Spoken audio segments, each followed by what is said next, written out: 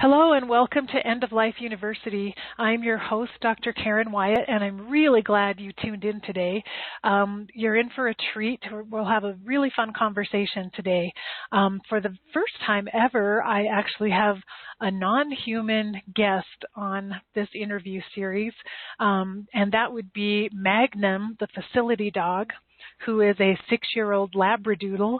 And so I'm interviewing Magnum and his partner, human partner, Carol Mestemacher, all about pet therapy. So first I'll tell you just a little bit more about Magnum. I mentioned he's a 6-year-old Labradoodle, and he's a graduate of the Champ Assistance Dogs training program, and he is a certified facility dog and therapy dog. Champ's partner is Carol Mestemacher, who has been a volunteer for Hospice of Southern Illinois for the last 17 years. Over the past 5 years, she's been responsible for the pet therapy program at Hospice of Southern Illinois' community hospice home, Relais Bonneau, located in Edwardsville, Illinois. Carol is the partner to Magnum, the facility dog for the hospice home. Their job is to bring joy and comfort to hospice patients, families, and staff. They strive to help people understand that hospice is about living. Magnum and Carol are a certified facility dog team and therapy dog team with Champ Assistance Dogs located in St. Louis, Missouri. They visit patients on a daily basis at the hospice home. They also visit patients at healthcare facilities and private homes. In addition to these visits, Carol and Magnum speak locally about the power of pet therapy and attend events to promote Hospice of Southern Illinois, a community-based, not-for-profit hospice. Carol has been on the board of Hospice of Southern Illinois since 2010 and currently serves as board president. So Carol and Magnum, welcome, and thank you so much for being here today. Oh, thank you for having us. We're really excited to talk with you. Well, I had the privilege of meeting you and Magnum last fall in Illinois, and ever since then I've been wanting to interview the two of you about the work that you do together. So this will be a lot of fun, and I think something very useful and helpful to our listeners to learn more about pet therapy. So I was hoping you'd start, Carol, by just giving us an overview of how pet therapy is helpful to patients who are in hospice care or maybe in a nursing home.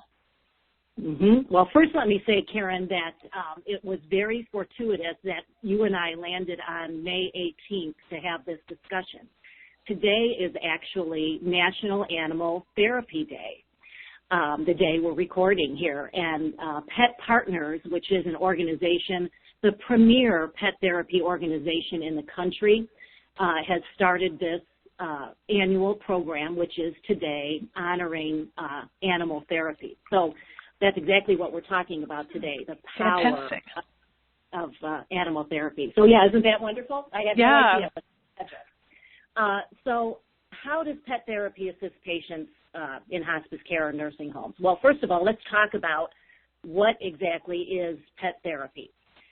Pet therapy occurs when there's a positive interaction between a person and a well-trained animal, particularly a dog. And when we say positive interaction, what we mean is that stress levels are decreased and happiness levels are increased in people. And clinical research actually supports this. So let's talk about the decrease in stress, first of all. We can see research supporting that loneliness goes down, depression, heart rate, there's a reduction in blood pressure after a pet therapy session, anxiety, even decreased needs for medication. And then on the flip side, on the happiness level side, there's more opportunity for laughter for patients, there's mental stimulation, fitness, social interaction, their emotional spirits are lifted, and really, you know, there's a release of endorphins when you have a wonderful interaction with a well-trained animal. They just plain make you feel good. And that's the, I think, unconditional love factor that we always talk about in regard to animals. So if I could, I can give you a couple examples of how this actually works in the real world. So let's Yes. talk about the decrease in stress. In hospice, there's actually a condition, if you will, called terminal restlessness, where patients may be agitated or anxious, and you can see this in their body language or behavior. And when Magnum, in particular, and of course this is my only experience in pet therapy, is working with him at our hospice home, when he is able to establish a relationship with a patient over time, and in one particular incident I'm thinking of where the gentleman, Magnum's friend, was experiencing this terminal restlessness. He was obviously a little agitated. You could see him moving in bed, and we want all of our patients to be calm and peaceful and enjoy their end-of-life experience as much as we can provide that for them. Well, for this gentleman in particular, the nurse came to me and asked, could Magnum get up and snuggle next to him in bed? And of course he can. We are trained to do that. And Magnum got up next to this gentleman and realized, Karen, and you've met Magnum, he's a 70-pound Labradoodle, and he's big. So he actually has a command to get up on the bed and a learned position called the Sphinx position, if you can imagine the Egyptian Sphinx, where that's as skinny as this big dog can get in bed with a patient. And so he fits. So we put him up next to this gentleman, and Magnum settled in, and so we have this, kind of heavy, warm weight leaning into this man, and he knew Magnum was there. He laid his hand on him, and sure enough, what happened was, over time, this gentleman calmed and calmly slept then, and so did Magnum. In fact, I always laugh that Magnum is the only employee at Hospice of Southern Illinois who can sleep on the job, and that's okay. That's part of it. Yeah. That's what he can do. So that's an example of a decrease in stress with pet therapy. And then on the flip side, the increase in happiness levels, I can tell you about a patient of ours named Glenn. And Karen, when I use patient or family names in my conversations, know that I do it with the permission of the family, so I'm not violating any HIPAA issues here. Okay. So Glenn was a gentleman at our hospice home who was not able to speak.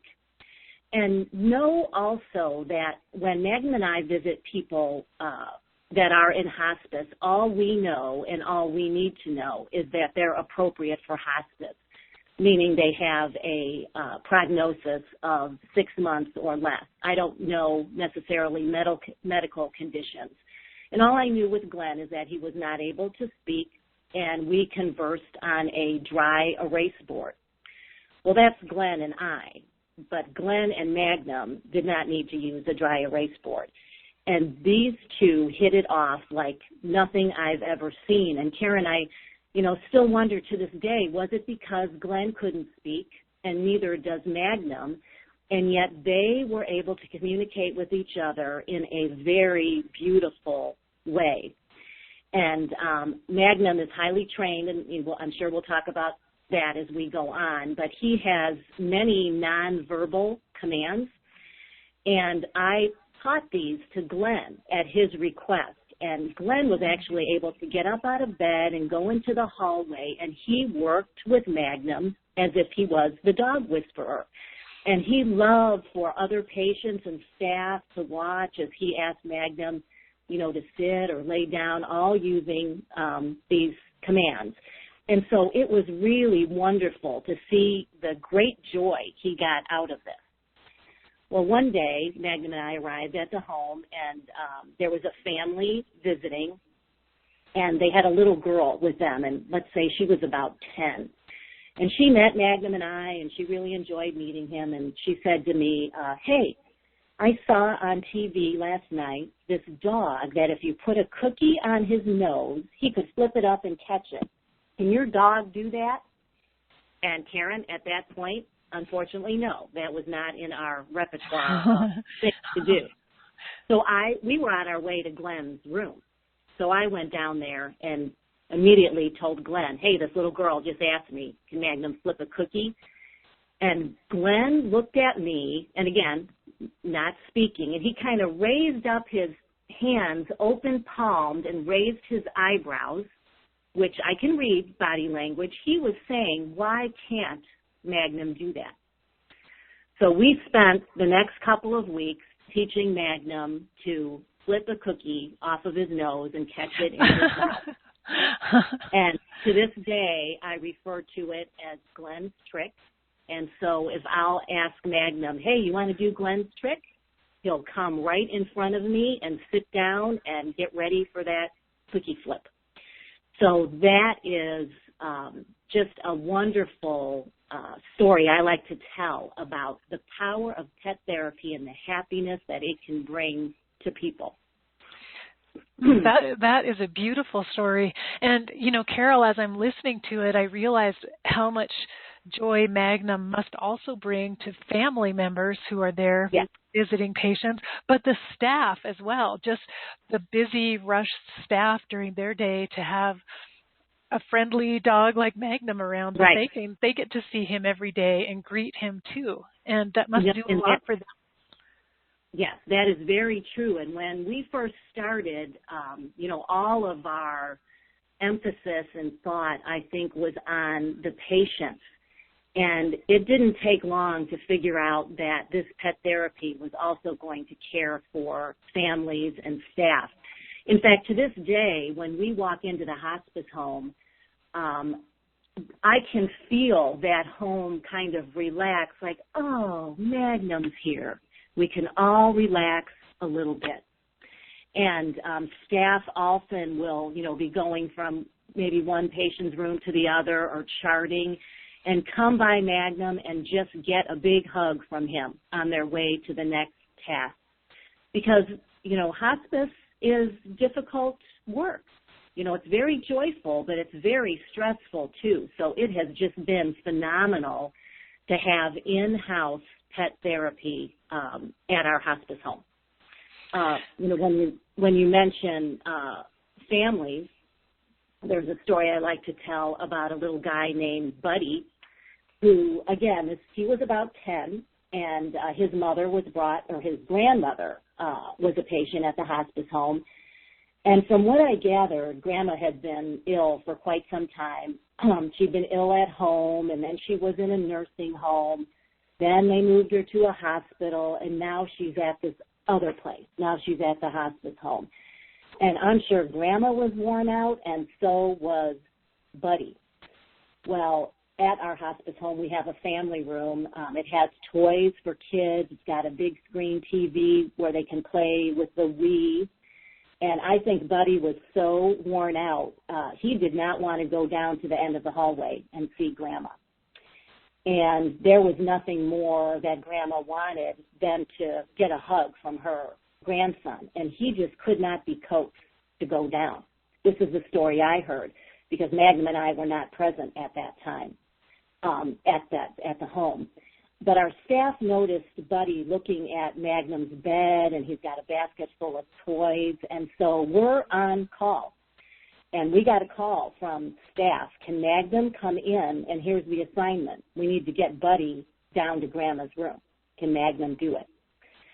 So we came in. I lived just about 2 minutes from the home. And we met Buddy, and needless to say, he was really thrilled to play with this big puppy, is what I call Magnum. He's just a bundle of energy and joy. He loves to run and play. He actually works off lead at the hospice home.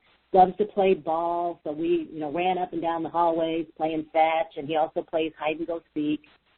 So after about half an hour of this, we were all pretty pooped out. And I'm thinking to myself, okay, so what can I say to prompt Buddy to go down and see Grandma? Well, we all sat down, and Buddy looked at me, and he said, hey, I bet my Grandma would want to meet Magnum. Can we take him down there to see her? And, of course, I was like, oh, what a good idea. Never thought of that. That's great. So, Buddy, we took Magnum down to meet Grandma, but more importantly, she got to see her grandson and get the hug that she was so wanting. And needless to say, after that, Buddy never hesitated to come to the hospice home. He never hesitated to go down to her room, and we actually encourage families to call in advance if they're coming with children to make sure that Magnum can be there to help, ease their discomfort or fear or, whatever, to just give them joy in their experience at the hospice home. And so they would actually call when Buddy was going to come, and we made sure Magnum was always there. So, yes, he takes care of families and staff, too. That's wonderful. Wow, it had never occurred to me before that pet therapy could make such a big difference and be so helpful in those challenging situations when we humans kind of run out of options and we're not sure what to do. That is so true. That's when Magnum really shines, and he can. Well, tell me a little bit about what kind of training did Magnum go through, because you alluded to that earlier, and I'm just curious about what is the training like for a dog like Magnum to become a facility dog? Well, he went through quite a bit of training, Karen, and before I explain that, let me explain a little bit more about pet therapy so you can get the full picture of what I'm about to talk about. And pet therapy really is kind of a generic term. There's actually two components to it. One is animal-assisted therapy. Mm-hmm. And this is goal-directed therapy where an animal is used to elicit a specific response from a patient as they're working toward some sort of goal. And this work is documented in a patient's medical chart. So, for example, imagine, let's say, a little kid who broke their arm after they were riding their bicycle, very bad break. They're in a cast, for 6 to 8 weeks, and after that time, it's time to take the cast off, and it's time for the child to do physical therapy. Well, they don't want to because their arm is stiff and sore and weak from being in the cast, and they don't really want to move it. Well, animal-assisted therapy would bring in a dog, let's say Magnum, and place him in front of the child and give the child a brush and ask them to brush Magnum's coat from his neck to his hind end. And if you can picture what that physical movement is, that's the actual physical therapy movement that the doctor would want. So that's animal-assisted therapy, and dogs are trained to do that. Magnum actually has that training. But there's also animal-assisted activity where therapeutic opportunities are provided that enhance quality of life for people, and that's the kind of pet therapy that Magnum does. And I'm sure you can see that based upon the stories that I've told you. It's all about enhancing quality of life, in very different ways. And what's so wonderful about all of that is that is the mission of the hospice that we work for, to enhance the quality of life of terminally ill people and their loved ones that are touched by terminal illness. And so animal-assisted activity is exactly what we want in the hospice home. So let's go on to Magnum's training. How is he trained to do animal-assisted therapy and animal-assisted activity? Well, for Champ Assistance Dogs, which is the organization that owns Magnum, a facility dog receives the same training as a service dog. So we're all familiar with service dogs that are out in the community that serve disabled people. Mm-hmm. Well, another form of placement of a service dog is a facility dog. And so rather than serve one person, Magnum was placed to serve, in our case, a 16-bed facility, so that's 16 people, all of their family, and all of that staff. And as you said, his job is to bring joy and comfort to all those people. So his training actually consisted of 2.5 years of training, and 1 year of that was spent in maximum security prison. So Magnum has quite a story, and that's almost another radio show, the prison experience. But the way Champ trains their service dogs is they train the offenders in a particular prison in Vandalia, Missouri, and the offenders train the service dogs. Magnum was not in prison for 1 year all at one stretch. These dogs go into prison starting at 5 months for 6 to 8 weeks at a time. So they'll be in prison for 6 weeks, and then they pull them out and they place them with their volunteer puppy raiser family, which is usually a mom and dad and children, and they socialize the dogs and take them out and about in the community because they're being trained for public access. And so they're at home with that family for 6 weeks, and then they go back in prison. So this goes on for 2.5 years, back and forth, until the dog is ready to graduate, and that's usually at about 2.5 years of age. And at that point, the dog is ready to be placed. And so it was, again, very fortuitous for Hospice of Southern Illinois, because when we were ready to request a facility dog for the hospice home, and we didn't even know that was the term. We just knew we wanted to have pet therapy there. Magnum was actually ready to be placed. And so it was just meant to be a little match made in heaven is how we think of it, because we were told if for some reason we were not ready to receive a facility dog at that point, it could take years until they had one that would be appropriate for what we were asking for to serve as a facility dog. So it's a unique placement for a dog.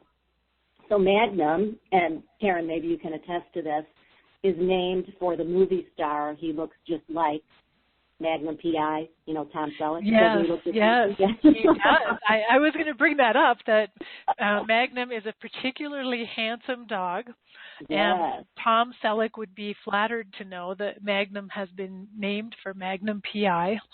Yes. Well, when Magnum was trained as a facility dog, he was trained with his stepbrother, who was named Higgins. I don't know if you remember that character from the movie. Yes. Yes. And Higgins also has been placed as a facility dog, and he works in St. Louis at Cardinal Glennon in their autism center. So he works with little kids that are autistic, and occasionally Magnum and I go and do that also, and the kids just love it because they look like frickin' frack. They're very identical, a little bit different, but it's really wonderful to see the work that Higgins does too. So that is Magnum's training, and as you can well imagine, certainly he has basic manner skills, you know, sit, down, stay, and things like that. But he is trained to such a level that if he was placed with a person, he could get the 911 phone, he could find a caregiver, he can pick things up off the floor and hand them to his person. All sorts of life skills that, granted, we do not need at the hospice home, but we can demonstrate and educate people about service dogs and their skills and really bring joy to people through his abilities. And then, Carol, what kind of training did you go through in order to be Magnum's partner? Well, that is the question that continues to go on. So Magnum is trained. He's actually considered the Cadillac of dogs by the organization that trained him. And I have never had a dog, don't know anything about dogs, and Champ was actually happy about that because I didn't need to unlearn any bad habits I might already have as coming in as Magnum's handler. Magnum and I actually have gone into maximum security together, where the offender that trained Magnum is training me to work with him. Wow. And yeah, whenever I feel like I'm doing a pretty good job and I know what I'm doing, all we need to do is go back into prison. And Roxy is the name of the lady that trained Magnum. When I see Roxy handle Magnum, that is the bar set for me. It's an incredible thing to see. She's an excellent trainer and has done a wonderful job of trying to help me work with Magnum. So my training continues. It never ends. We train every day. We run through our skill sets because, Karen, it is essential to me, and I take, even though this is a volunteer job, I take it very seriously because we're in hospice care.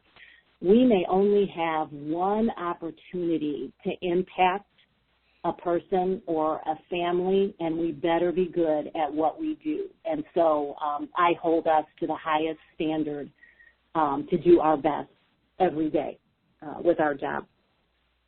And that relationship between you and Magnum is extremely important. The two of you have to be in sync and on the same wavelength, I would think, in order to do that work. Yes, that is very, very true. And unbeknownst to me, as I was sitting through therapy dog certification classes, learning about pet therapy with champ assistance dogs, they were giving me an education dog to work with, and they were watching my potential skill levels, how I could handle the dog, how dogs respond to me.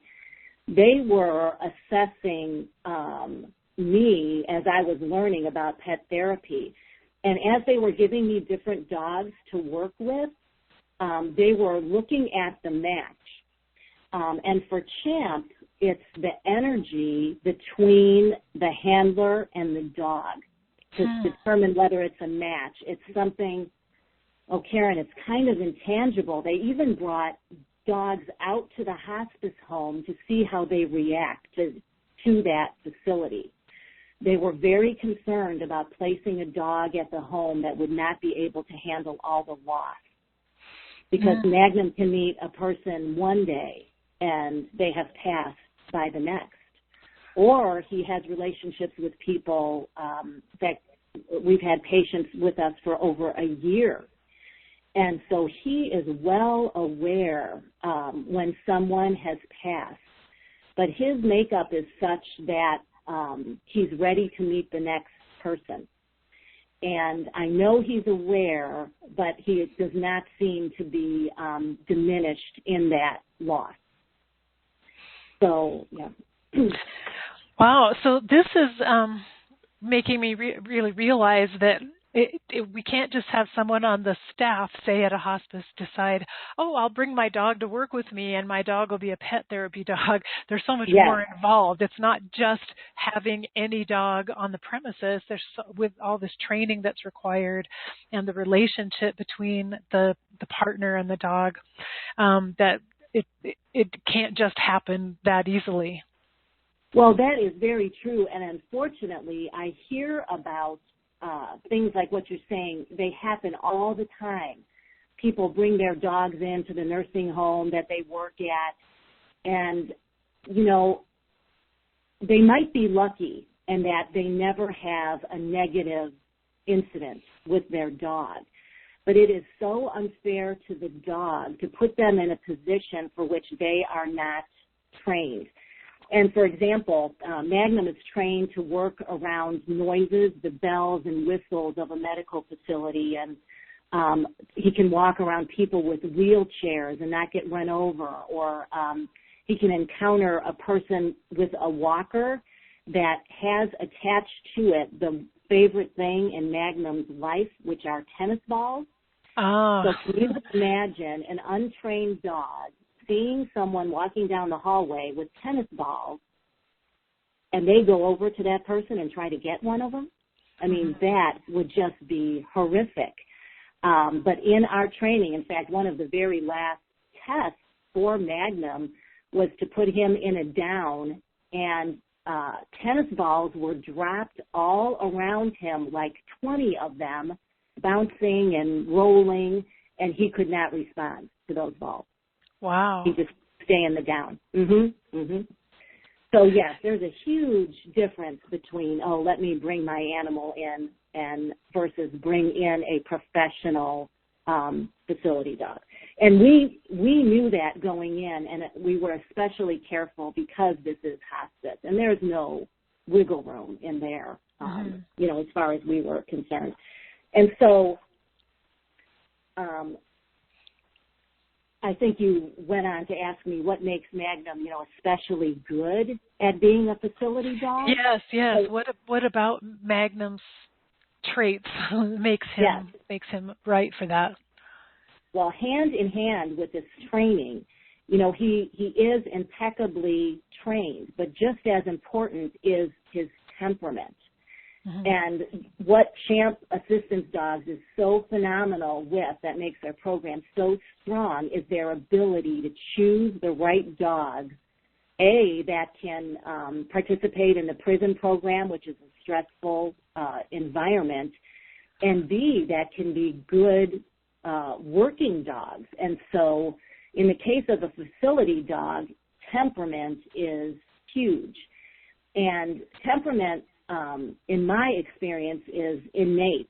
It is not something that you can train. It's a dog's nature. It's their personality. It's their spirit.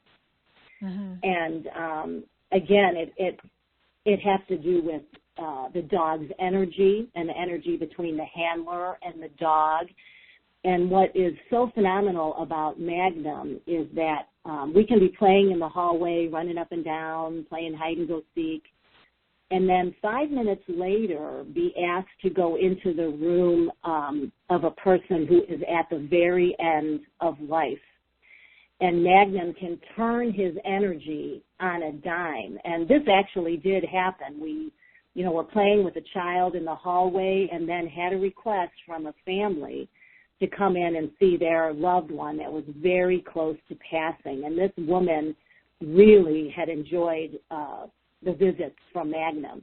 So when we were asked to go in there, I knew why. It was because of the relationship and her love for dogs. And so we after we got done playing, Magnum was tired, so we went and got a drink of water, and then we went to visit this lady, and the family, and I can see it in my mind, pulled back the blankets that were covering her to expose her hand. And there's a command that we had to come up with for Magnum to show love wherever I ask him to, wherever I put my hand on a patient's bed. Magnum can come there and put his head right there where the patient is able to interact with him. And so in this case, we wanted his head right in the palm of her hand. And so I asked him to show love. And remember, he had just taken a drink. So the patient, you could see on her face, even though she appeared to be asleep, the joy on her face as she tactily felt Magnum's beard, and his wet beard, no less. You could see her grin. And, of course, I said to her, yes, Magnum's here, and he just had a drink, and you know it, don't you? You can feel that wet chin of his. Sorry, he's slobbering on you. But it's his beard. And everyone smiled in that room, including the patient. And, Magnum just laid his head there. A very simple act, but very powerful. And for him to go from running in the hallway to go into that woman's room, and he absorbs and then exudes the reverence of that space. That is what I continue to see. If a room is serene, that is what he reflects back. Like sometimes we go into rooms, like when the Cardinals were in the World Series, the bed and every room in the patient's, every chair in the patient's room is facing the TV, and everybody's hooping and hollering, and Magnum will go in there and have a good party time too. But when he enters a room where someone's at the very end of their life and things are calm, so is he. It's just phenomenal to see. It's just really, really lovely. So temperament is huge. The other thing that's special about Magnum is he is very intelligent. And, of course, as his mom, I like to brag that he got a perfect score on his ACT, his college ACT. These dogs are custom trained by the offenders in prison for the needs of their clients. So the last time Magnum and I were in prison, Roxy was sitting in a wheelchair teaching a dog to take her socks off. So apparently that's what a future client was going to need.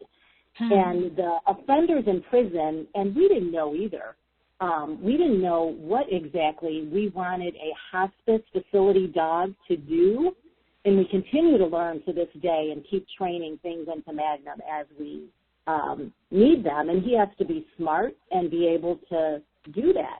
And so, for example, that show love command I talked about, our patient might not have feeling on their left side, or they can only move their right arm. And so the staff will tell us that, and I'll know where to go then with Magnum to ask him to show love where a patient is best able to interact with them. You know, sometimes a patient might want them up real close, right at their, shoulder, where they can see him and smell him, and we've got to be able to get him there. So we came up with that show love command. And another one that's kind of funny is that in prison, these service dogs are trained not to kiss. You know, these dogs, first of all, are not supposed to be interacted with if they're serving a disabled person as they're serving, but they also shouldn't be licking people. Well, in our case, when we started working at the home, people were asking Magnum for kisses, and he has no idea what they're talking about.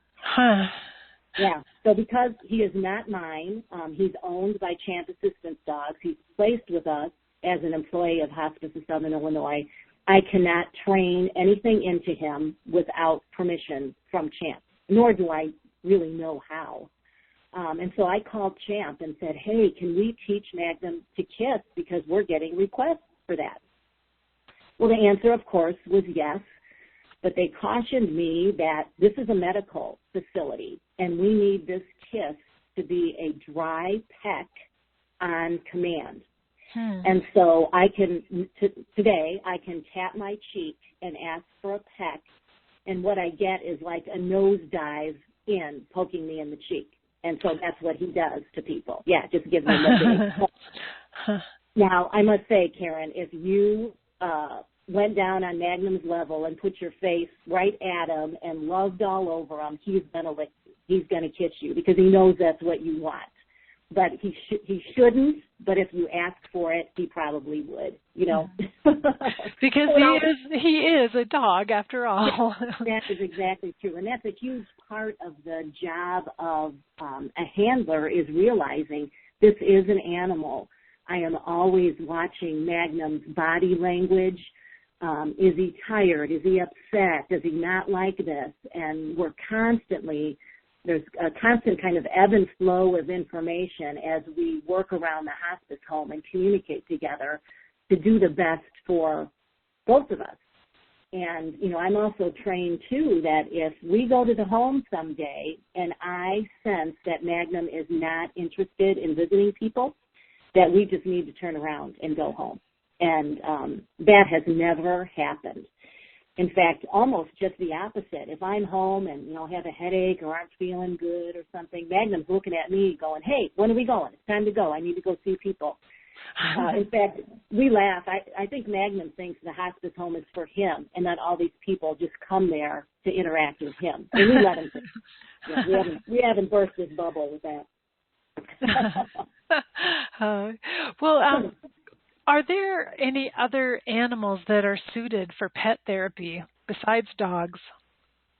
Yes, very much so. And, you know, as I said earlier, today's National Animal Therapy Day.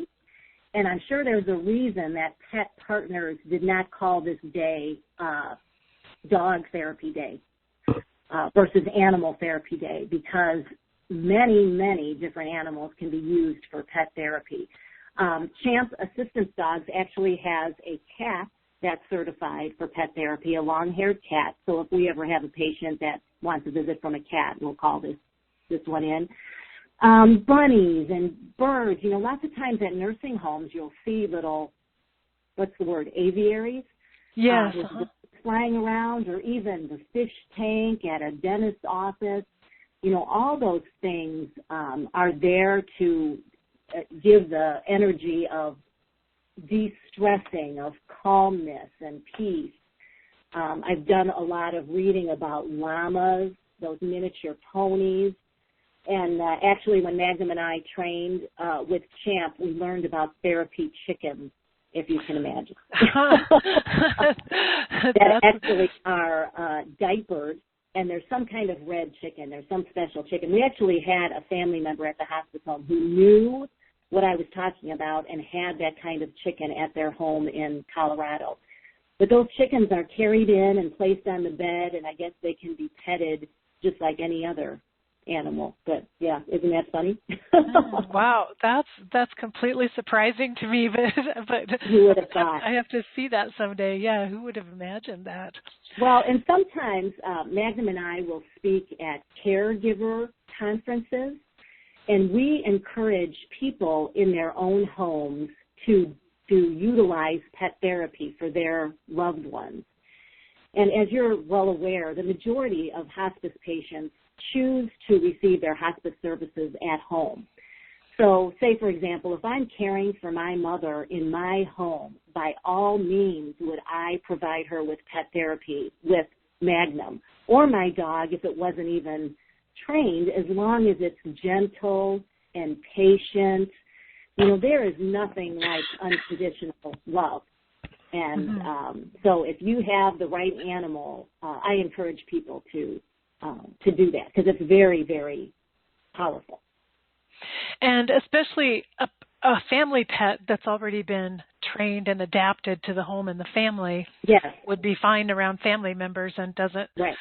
Whereas Magnum's training is to be in a facility where he's constantly around new situations and people he doesn't know. That is exactly true, because as you said, we visit other facilities, we visit people in private homes. And that too, Karen, we allow our patients to bring their own pets to the hospice home. That's another way we do pet therapy. And we learned early on that we need to limit those visits because they tire our patients. And just like you just said, the animals are coming into a foreign environment. They can sense the stress. They can sense that their loved one may not be feeling well, and there's a lot of strangers coming in and out of the room. And so we limit the visits to about 2 hours, and it is just lovely. Mostly we've had dogs come in, but we've also had cats and a bird come to visit a patient. And we kind of laugh. We fully expect at some point somebody's going to want to bring in their pot-bellied pig or a snake. I mean, if that's what you call your pet, then we want you to be able to bring it, as long as you can show us vaccination paperwork that the pet is healthy and safe. And obviously a cat or a snake would come in a cage, and the door would be shut before there was any interaction. The animals are not allowed to move about the public areas in the home. They just come in and visit the patient and then exit the building. So, well, interesting. So at the very least, I'm just thinking of for facilities that might want their own pet therapy program, they may not be able to have a facility dog or find one right away, but they might think about allowing patients to bring their own pets from home and creating a program that could accommodate that. Yes, very much so. In fact, one caveat to that is that when a family does want to bring in the pets, they have to schedule a time and a date for that, because Magnum and I actually call in to the home every day before we come. And we come at all hours of the day and night, because we never know when patients will be awake or if there's family members there. And we do not want to run into a family pet in the hallway. Magnum has been trained to be able to handle that interaction, but that family pet most likely has not. So we don't ever want them to cross paths. So that's something I would suggest to any facility considering allowing pets to come in, is that you be careful in scheduling.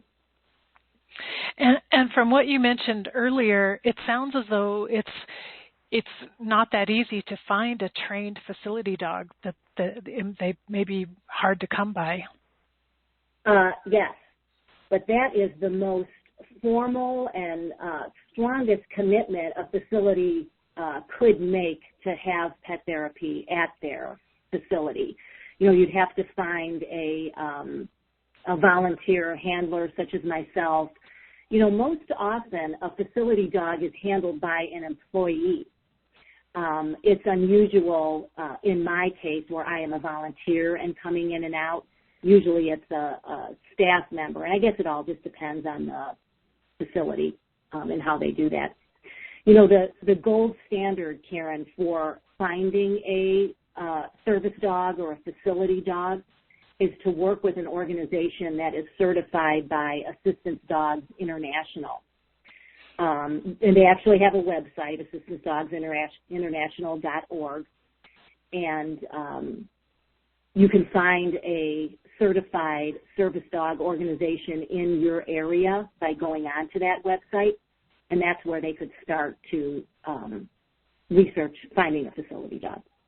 Okay, so if there was a hospice home, I would think in particular it would be really beneficial for patients who are residents in a hospice home to have a facility dog that visited regularly and formed relationships with the patients. Yes, that is very true. But another way that we do pet therapy at the hospice home is by having certified therapy dogs come in.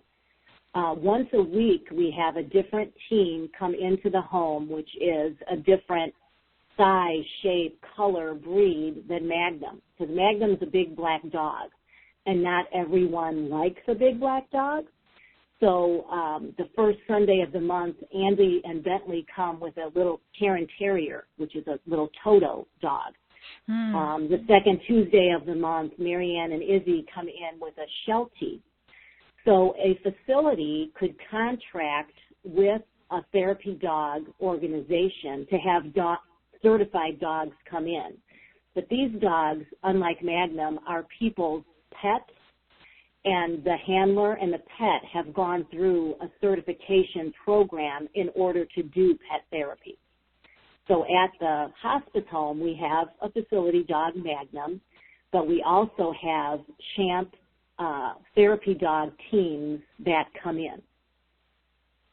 So there's different ways you can do pet therapy. Yes, that's interesting. I just from listening to you talk, it seems like there's not much downside to it. It seems like it's such a good idea, like such a wonderful benefit to offer to patients and families and staff that I'm imagining that lots of hospices would like to do it in some way or another. Well, there is no downside, Karen, because all hospices for their patients that are at end of life want to do whatever the patient wants to dictate what their end of life experience is going to be.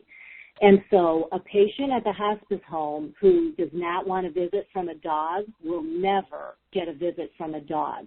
So it's no detriment to them that there might be a dog on the premises because they won't see Magnum. Now, let's take that a step further. If I have the opportunity to meet someone, let's say the patient in room 5 does not like dogs, and I know that, and I know not to go into that room. But if that patient happens to be in the hallway, let's say they're going outside and they can see Magnum, maybe playing with a child or interacting with a person, and they can see and sense his temperament, we often have them change their mind. And then they do request that he come in.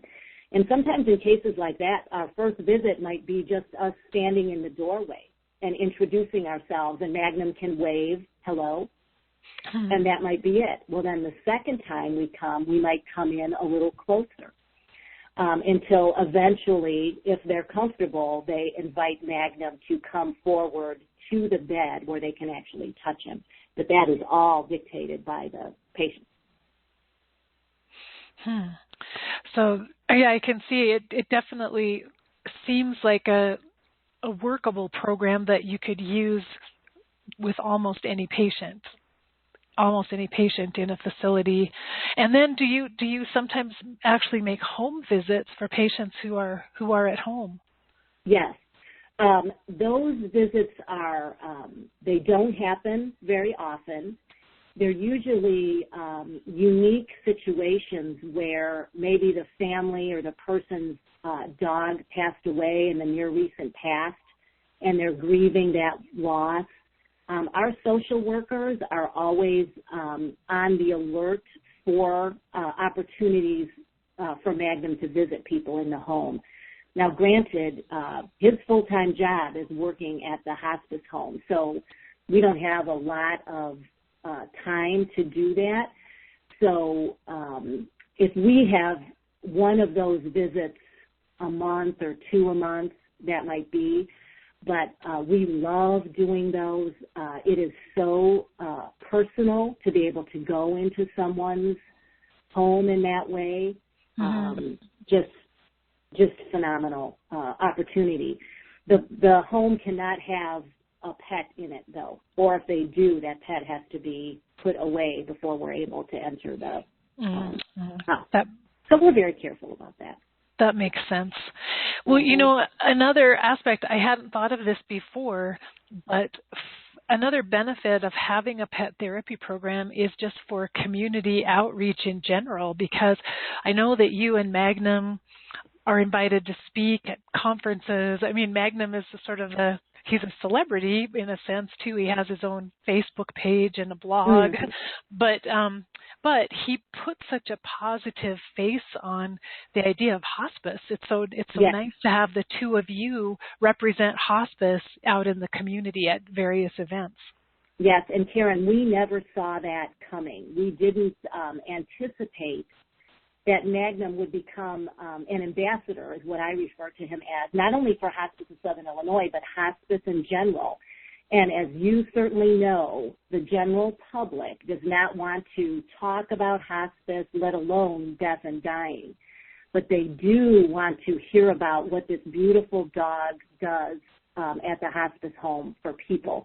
And so we can come in and talk about pet therapy, but by the time we're done, they know what hospice is, and they know that hospice is about living, because that's what Magnum helps people do. He helps them live life to the fullest, and ultimately, you know, that is what it's all about. It's just such a great side benefit to having this program in general. And as all of us who are working in the end of life arena are concerned and interested in how do we get the public to pay attention? How do we get them to warm up to us and listen to these conversations? But Magnum is just, as you said, there's just an open door for Magnum to walk in and connect with people. Yeah, well, he has been such a great ambassador for us. You know, Karen, in the area that we work here on the Metro East side of St. Louis in Illinois, there are approximately 20 hospices, and 3 of those are not-for-profit hospices, of which we are one. And so when a family has the choice to choose hospice, that's a wide range of organizations to choose from.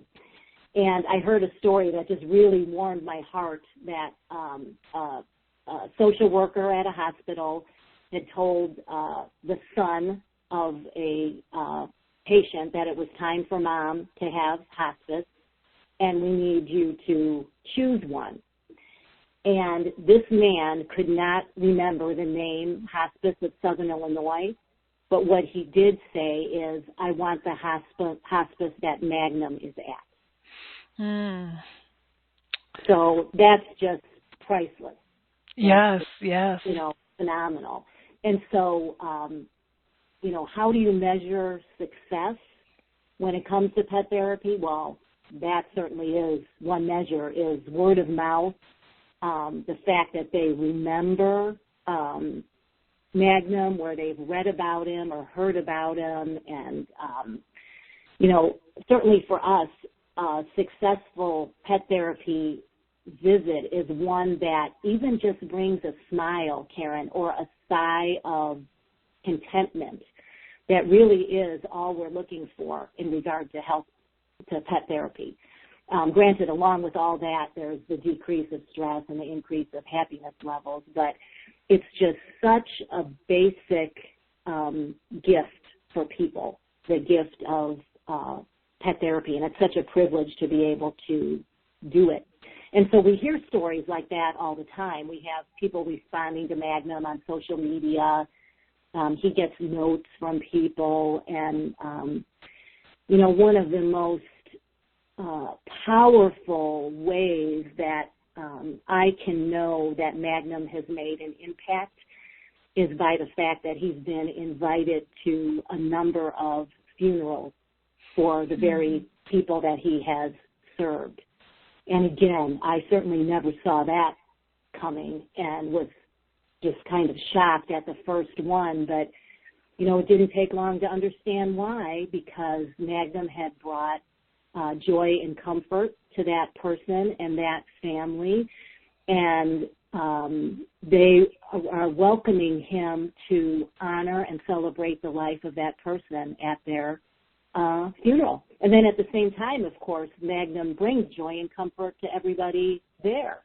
Yes, so yes. That is just an incredible privilege when that happens. Mm-hmm. And certainly those are people that he's had, extra special relationships with.